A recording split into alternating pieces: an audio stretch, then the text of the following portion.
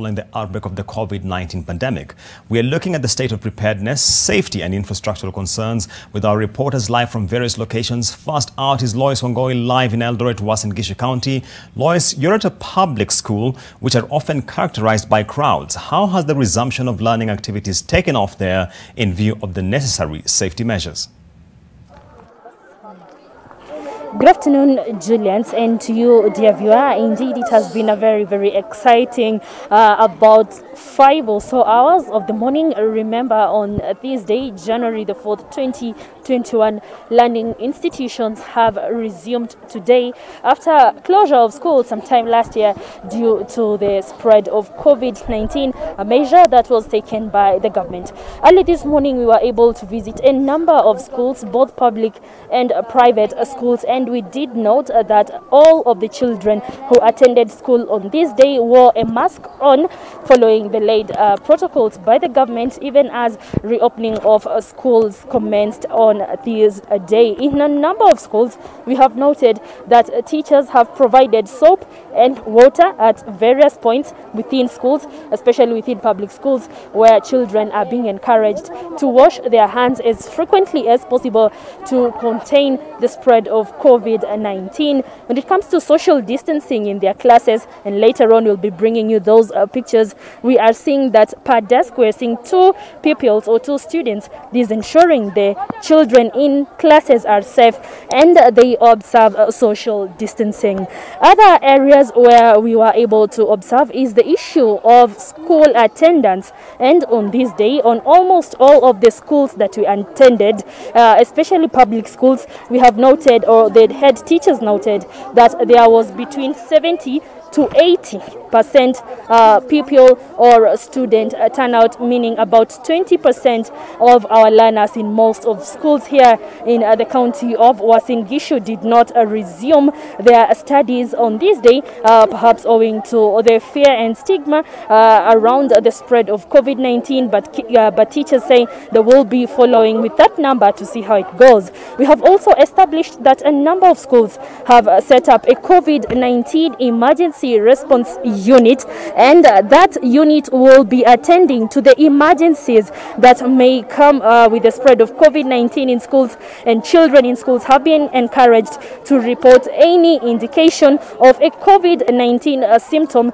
and they're also being educated on the same. There is the issue of enforcement, ensuring that children in schools or pupils or learners in schools are able to adhere to the laid government protocols against the spread of COVID-19. Remember, there is a bit of COVID fatigue, granted that these pupils are not doing these protocols for the first time. They have been observing them at their household level, and now they are in school. Teachers are ensuring that there is no COVID fatigue by frequently ensuring that these kids are reminded of the importance of adhering to these guidelines. There is also the issue of teachers ensuring their safety, and teachers are also encouraging themselves. Remember, they are our frontline soldiers in the education sector, and so they're working on this. Just before we leave, pengine tunaweza kuongea na mwana mmoja. Nani atazungumza wewe? Nani? No? Wewe, karibu. Tuambie jina lako na je, mmefundishwa jinsi ya kujikinga na COVID-19 shuleni? Tuangalie pale. My name is Quincy. Matisha wako poa, ametuambia tu COVID ina exist. Na wamesema tujiteke, tusikuwe tunasanyana, hata tukicheza tufai kukaribiana sana kwa sababu corona ina exist. Na mnatoa mask ama mnavaa all through mkiwa class? Tunavaa mask, hata tukifunzwa tunavaa mask. Yeah. Yeah. That's one of the students here at Uasin Gishu Primary School, just giving us a glimpse of how they are staying safe. Meanwhile, our senior reporter Leila Mohammed from Nairobi County is at Precious Top Talent School in Nairobi. And remember, this particular school over a year ago lost about 8 pupils, and others got injured after a building in the school caved in. We understand the school has been reopened following authorization by the Ministry of Education. Leila, if you could hear me, please talk to us about what is happening at Precious Top School. I understand it is a story of triumph over tragedy. Leila? Well, Lois, it is a unique and prosperous day here at the Precious Talents Top Academy here in Dagoretti South constituency, because after several months of being away after closure following that tragic accident in September 2019, students are finally back in their classrooms. We've just spoken to the headmaster of the school, one Mr. Gumbo, who says the school has gone through all the necessary regulations that government had instructed them to have before reopening. We were here on Saturday where the CS of Education, Professor George Magoha, was here to just give a green light in terms of the reopening of schools. So the statistic that we have, as much as they were told to have 600 students this morning, only 350 have been able to return. It is the end of the first day of school for at least the lower level of classes who are going back home. For the others who are expected to have another few more hours within the schooling system, it is their time for their lunch break, and their parents are here to bring for them the lunch. The proprietor is also busy working on terms of ensuring the basic essentials are here and correcting the anomalies that the CS had picked up on Saturday when he was here. So the school says they are willing and ready to reopen. They have accepted schools from this community. They are fixing the issues a bit from where they began on Saturday, and they are saying they are hopeful for a brighter future. All their teachers who are here in 2019 are here with them again today.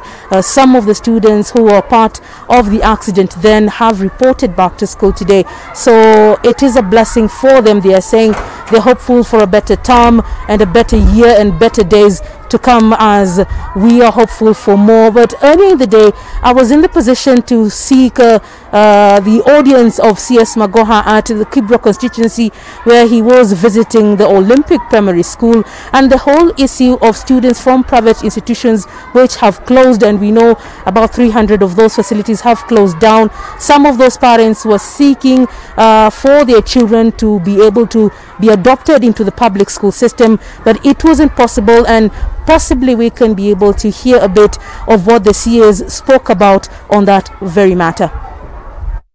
This one, even though it is popular, it's not likely that they'll take many children. There are many other schools around that we will make sure the children go to. You can see for yourself that I've ordered a variation of shifting of desks, which we are supposed to go to another school this morning to come here. And I will then go to the school where the desks were supposed to go, so that I am fair to those children also, to be sure that their pressure is not as much as the one here. Many thanks, Lois Wangoy and Leila Mohammed, giving us a sense of how it is transpiring across various schools in Eldoret and here in Nairobi. And now in Nakuru is Ruth Sarmoe at Pangani Special School for the Intellectually Challenged. I should clarify that's the name of the school. Ruth, how differently are safety measures being observed there, seeing as these are special needs students? Well, Julians, teachers and support staff at the Pangani special schools for the intellectually challenged are doing an exceptional job to ensure that its children and its pupils are very comfortable when they're in their classes, and also there are enough water points. The teachers ensure that the students wear their masks. But you know, because of the special needs of the children, some who have cerebral palsy, some who have autism, it's very uncomfortable for these children to put on their mask and continue staying with their masks, having their masks on throughout the entire period during the day. Remember, some of these kids drool on their masks and it gets very uncomfortable. But I'm joined by the head teacher of this school, Miss Arubina Mukobe, who's going to shed more light on how the experience has been so far since it's day one for 2021. Karibu sana mwalimu. So tell us, how many students do you have and how has been the turnout so far? Okay, Pangani Special School for the Intellectual Challenge have a population of 185 learners, and so far we opened the school today, and we have only 40 who have reported. It's a day school, and only 40 have reported. But in the course of the week, we shall have more reporting. So far, I understand that you've faced some challenges. What are those challenges? Okay, some of the challenges that we are facing.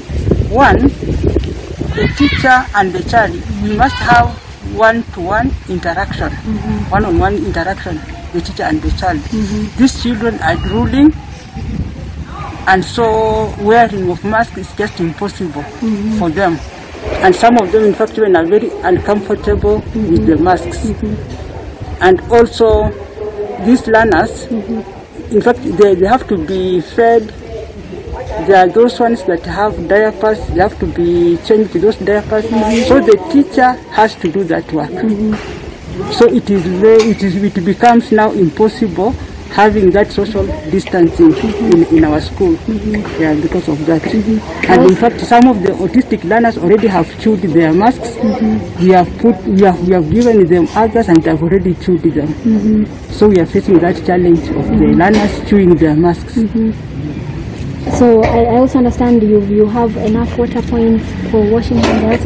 What are some of the challenges you have in hand washing for people who are on wheelchairs and stuff like that? Okay, we have enough water points, but then for our learners on wheelchairs, they have to be washed with their hands. So there must be either a teacher or a non-teaching staff to wash their hands because they are not able to do that.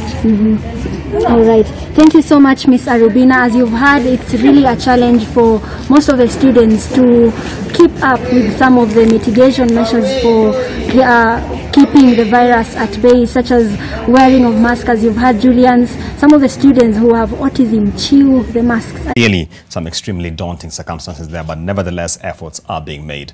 Let's now head down to the coast where our reporter Kevin Mutai is. Mutai, some private schools are yet to reopen, meaning learners have to transfer to other institutions. What is the picture like in Mombasa? Good afternoon, Julians.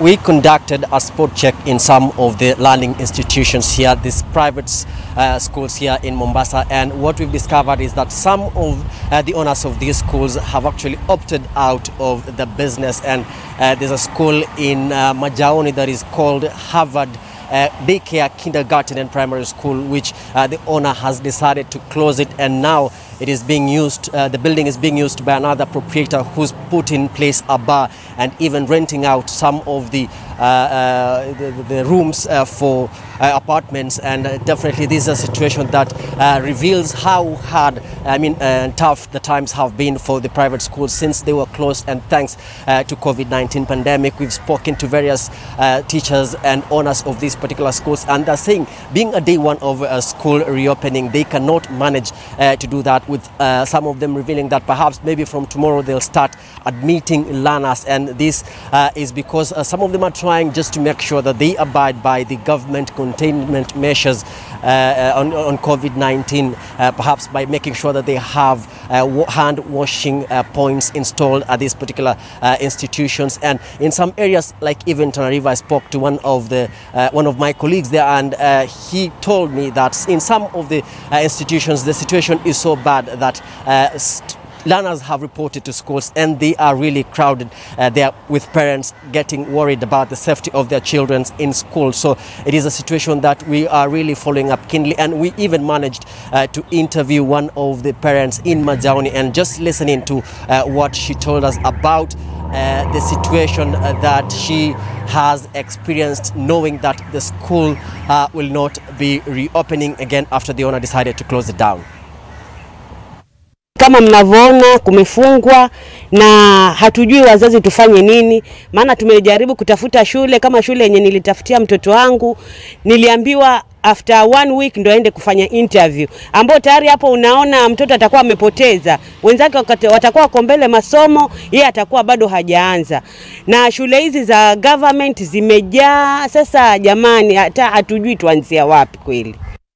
We've also conducted a spot check in some of the bus terminal here in Mombasa, and it is not as usual, because normally we witness hundreds of pupils and learners trying to catch a bus to school, and this definitely is a clear indication that today being day one, learners might not find their way to school. But remember, the government has put in place some relief, or provided relief for those who are traveling, after yesterday revealing that they have provided 2 two trains two pairs of SGR trains from Mombasa and Nairobi, and that definitely will help those who are probably really intending to travel out of the coast city of Mombasa, and of course also to other parts of the region. So we are currently still conducting a spot check. We'll be going around different places and trying to catch up how the situation is like across the 6 coastal counties. Back to you, Julians. Many thanks, Kevin Mutai, giving us an indication of how people who have been affected by closure of schools are now adjusting to the new environment. Now, inside a classroom, looking at how lessons have taken off. Bernard, what are the teachers and learners saying about syllabus coverage and examinations? Well, it is an exercise that many people are really waiting to see how it will take place. And of course, in some of the schools we managed to visit since morning here in Migori County, teachers have started teaching, and of course they are saying it won't all that be easy for them since it has forced them to pick from where they left. And by now we are going to talk to one of the teachers. Can you just join me here? This is El Bethel Academy, and we are seeing some of the students here. They are continuing the learning. Have you picked from where you left, or you are also doing, it has forced you to at least start afresh? Okay, thank you very much. Okay. Thank you very much. We have picked from where we left, though the learners takes time to grasp. Yeah, but we hope within a week time they'll catch up. How is the situation now? Since you started teaching in the morning, how is the situation? Are you seeing that they are coping up? Not much bearable. It's not much good as such. Now that they took almost 10 months at home, they take time to pick. Yeah. So and to you as teachers, how is it?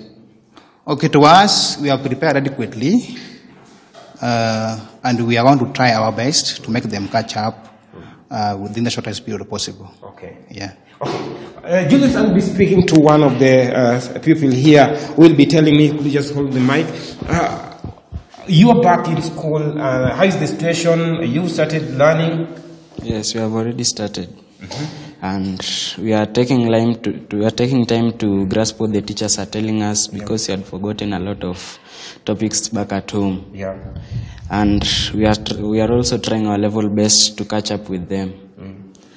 Were you learning? Were you revising at home also? Yes, we are revising, but some topics we are not understanding at home. There are no teachers who you can ask some questions to explain to you. And now we had a lot of problem revising back at home. Okay. Julius, you just heard from one of the people there saying that it wasn't that easy for them, despite that they were doing the reading on their own, and they are saying there are some topics that they could not understand better, but now they hope they will catch up. And with the preventive measures that was put in place by the Minister of Health and also Education in ensuring that these pupils, whenever they are back here the way they are now, they are safe. We'll be speaking to one of the teachers here. Could you just please tell us what are the measures that have been put in place to ensure that these pupils are safe in school? Thank you very much. The government measures, we have tried very much to put them in place. For example, we have got water points everywhere. We have running water that the pupils can wash their hands. We also have sanitizers that they can use. We also have if you look at this classroom, it is well done. We have social distance. Every child is sitting on his own desk and locker and chair. And we also have an isolation room where we can take them to in case there is need. And we have tried to put all those measures in place. What about the safety of the teachers? The teachers are also safe. You can see. Right, many thanks Bernardo Joang for giving us that update all the way from Rongo. And that point now takes us to a short break. NTV at One. We'll be right back with more stories.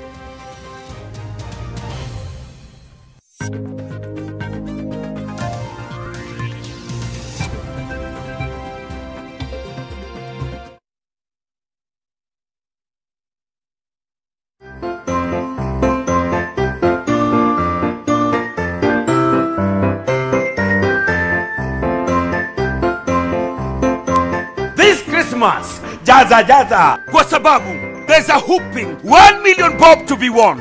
All you have to do ni kupiga shopping worth 1,500 and above. Na uko ndani ya draw. Krisi, ibambe na Quickmart. Quickmart, fresh and easy.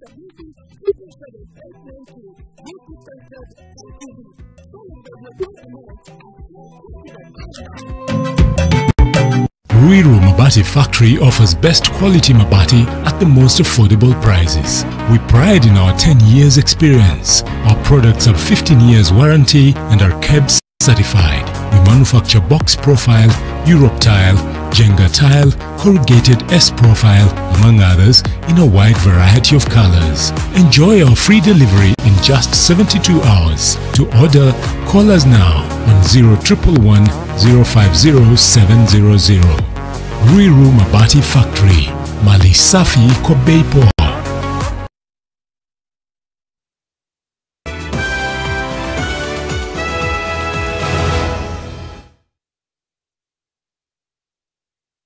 Welcome back to NTV at One, and now on some politics. A number of us are now privy to a letter which has been circulating regarding the state of BBI in the Mount Kenya region. It came from Senate Majority Leader, that is Irungu Kang'ata, and our reporter Kennedy Mureithi is standing by with the Court Secretary General on matters of politics. Kennedy Mureithi, over to you on the latest.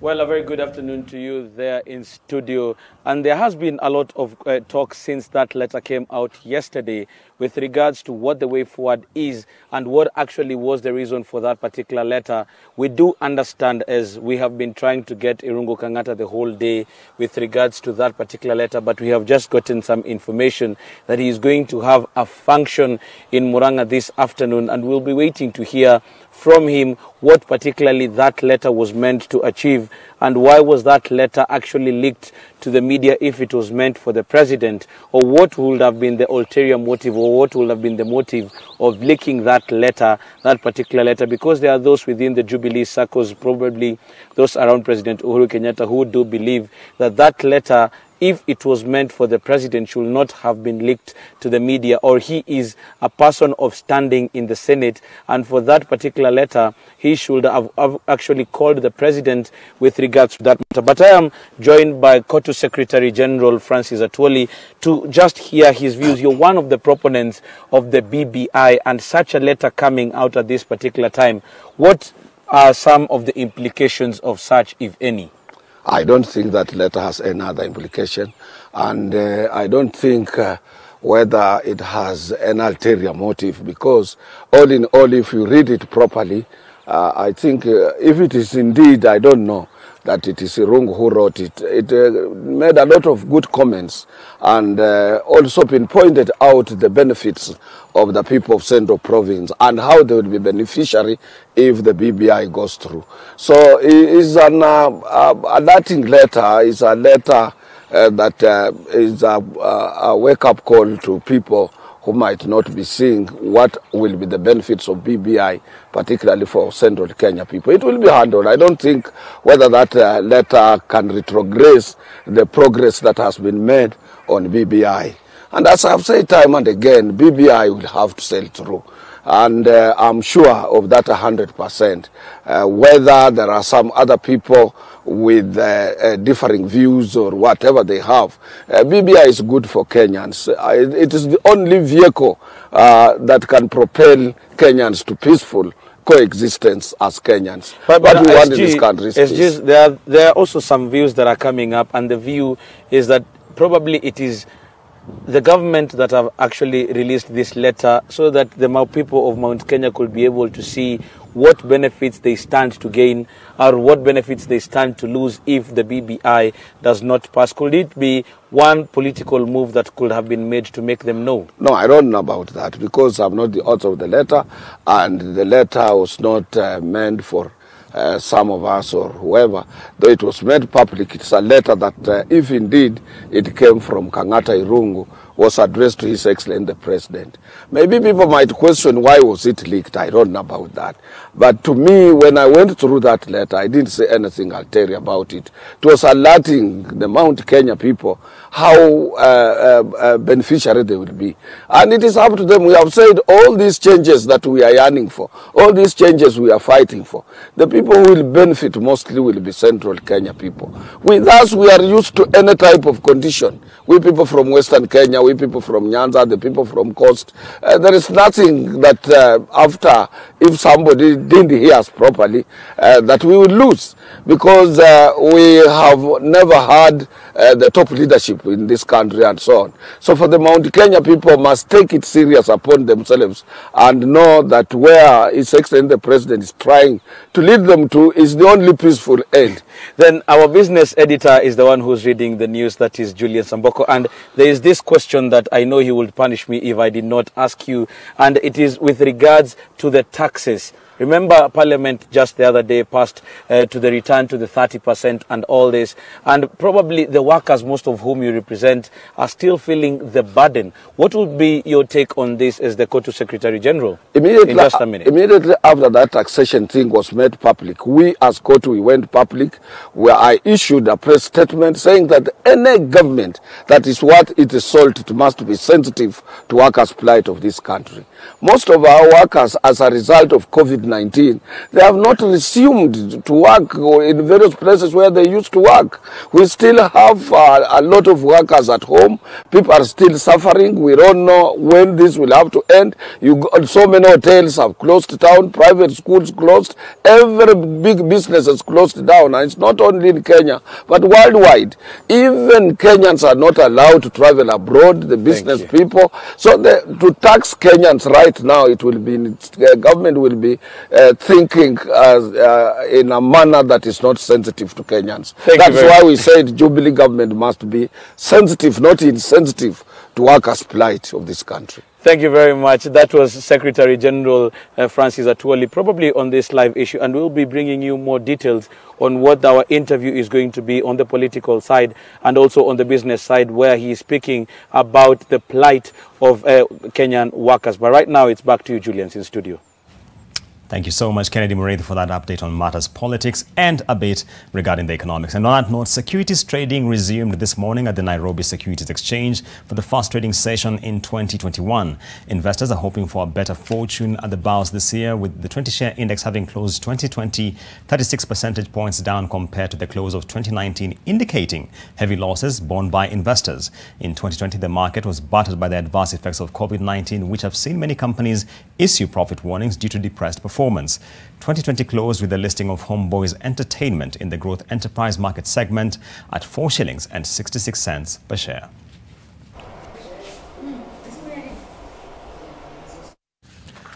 Now, fears abound that Chinese billionaire Jack Ma has gone missing, with widespread reports that he has not made a public appearance in at least 2 months. The Chinese entrepreneur, with an estimated net worth of $58.4 billion according to Forbes, failed to appear as scheduled in the final episode of his own talent show, Africa's Business Heroes, whose grand prize of 33 million shillings was backed by a Kenyan. Jack Ma has in the recent past run into headwinds with Chinese authorities, with the latest incident being the November 2020 suspension of Ant Group's humongous $34.5 billion initial public offer. Jack Ma has been critical of the Chinese government and the country's financial system.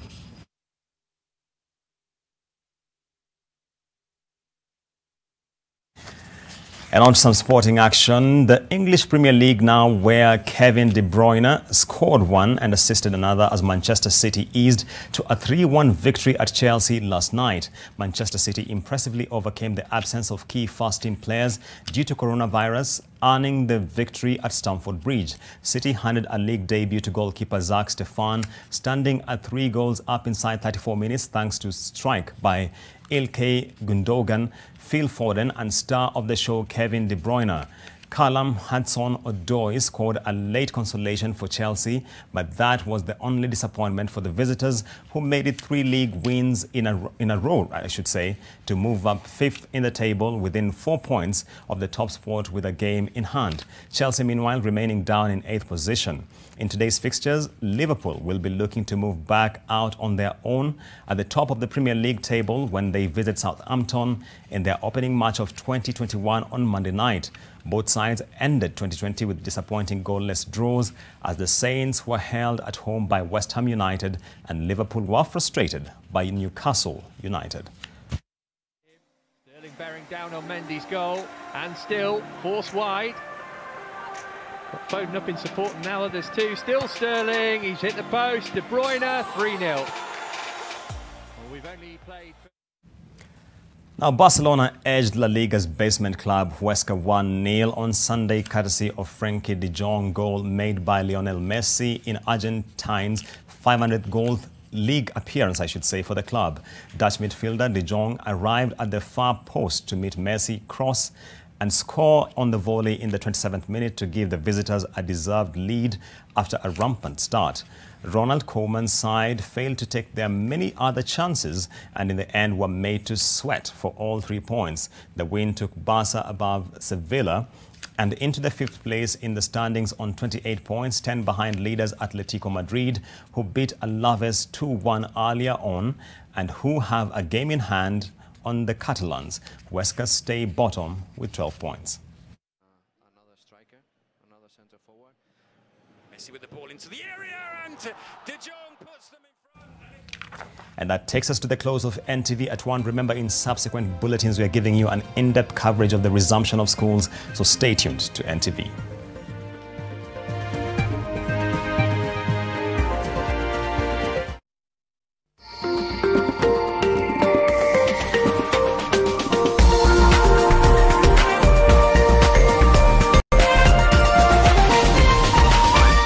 This is NTV.